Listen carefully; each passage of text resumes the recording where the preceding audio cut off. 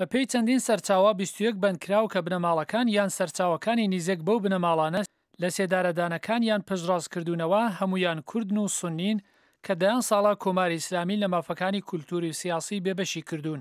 کۆماری ئیسلامی ئەو کەسانەی گویا لەبەر هەوڵدان لە دژی ئاسایشی وڵات ئاخاوتن لە دژی نیزام ئەندامەتی لە گروپەکانی سەلەفی نانەوەی فەساد لەسەر ئەرز و دژایەتی و شەڕ لەگەڵ خودا و تێرۆری مەلاکانی سونی بە تاوانباری ناسین. بەرپرسانی کۆماری ئیسلامی لە ترسی ناڕزایەتی خەڵک ژمارەی دروستی لە سێدارەدراوەکانیان ڕانەگەیاند. قەتعاً کۆماری ئیسلامی ترسی لەوەی هەیە کە ئەگەر مەراسمێک بەرگوزار بکرێت بۆ ئەم کەسانە یا ئەگەر ڕێژەی ئادامیەکان بۆ تریێت دەبێتە هاندێرێک بۆ ئەوەی کە خەڵک بۆ بەتایبەتەوە کەسانەی کاران ئازادار و ماتەمیان گرتووە بۆ مۆزوعە بڕژنە شەخامەکان و بۆ کۆماری ئیسلامی مشکڵێک بگرێن. لەنێو ئەو کەسانەی سێشەممە لە سێدارەدران شەهرامی ئەحمەدی دەبینرێت. ناوبراو چەند ڕۆژ پێش لەو توێژێکی لەگەڵ دەنگی ئەمریکا کوتی کە 33 مانگان تەنیا لە بەندی تاکە کەسیدا بووە و سەبارەت بەهۆی جیرانی وای باس کرد کە لە 6 بانەمەری 1380 تاوی ئاگاداری و ناڕزایەتی بڵاو کردبەوە سەبارەت بەوەکە هێندێک لە مەلاکانی شیعە بێڕێزی و سۆکایەتی بە ئاینی سونی دەکەن.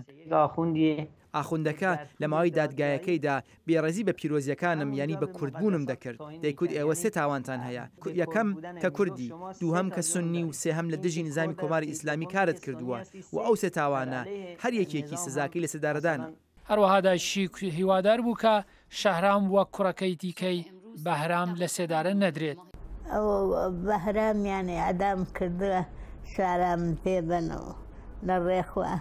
شارام داوای کرد کە لە دادگایەکدا بە شێوەی عادڵانە ڕەفتاری لەگەڵ بکرێت چون ئەندامی هیچ ڕێکخراوێک و چەکداریش نەبووە و هەروەها 8 ساڵ لە بەندیخانەدا بووە. پێشی داگر کە ئەو توێژانە تەنیا بۆ ئاگادارکردنەوەی خەڵک لە دۆخی خۆیانە. هەتا چەند بار تەنانەت چەند جار بردومیانە بۆ بەندی تاکەسی چونکە و توێژم کردووە و جارێکیان بۆ ماوەی 42 ڕۆژان بەهایەکی زۆرم لەسەر ئەو توێژانە داوە تەنیا لەبەر ئەوەی کە دەنگی زۆڵم لێکراوی ئێمە بە هەمووان بگات جا بزانین چیمان بەنسیب دەبێت. ڕێکخراوەکانی کوردستانی لە نێواندا حیزبی دموکراتی کوردستان ئێران کۆمەڵی زەحمەت کێشانی کوردستان ڕێکخراوی خەبات و یەکێتی لاوانی دموکرات ئەو لە سێدارەدانایان مەحکوم کرد و داوا لە ڕێکخراوەکانی نێودەوڵەتی مافەکانی مرۆڤ و ڕای گشتی ئێران و کوردستان دەکەن لە هەر ڕێگایکی ممچینەوە هەوڵی ڕاگررتنی ئێعدام لەلایەن کۆماری ئیسلامی ئێرانەوە بدەن. بە پێی ماڵپەڕی ناوەندی بەڵگەکانی مافەکانی مرۆڤ کۆماری ئیسلامی سەرجەم هەتا چەند ڕۆژ لەمەوە پێش لە ساڵی 2016 زاینیدا سەرجەم 259 کەسی لە سێدارە دراوە کە حکوومەت تەنیا 114 کەسی ڕاگەاندووە. سەلاحی پیرۆتی دەنگی ئەمریکا.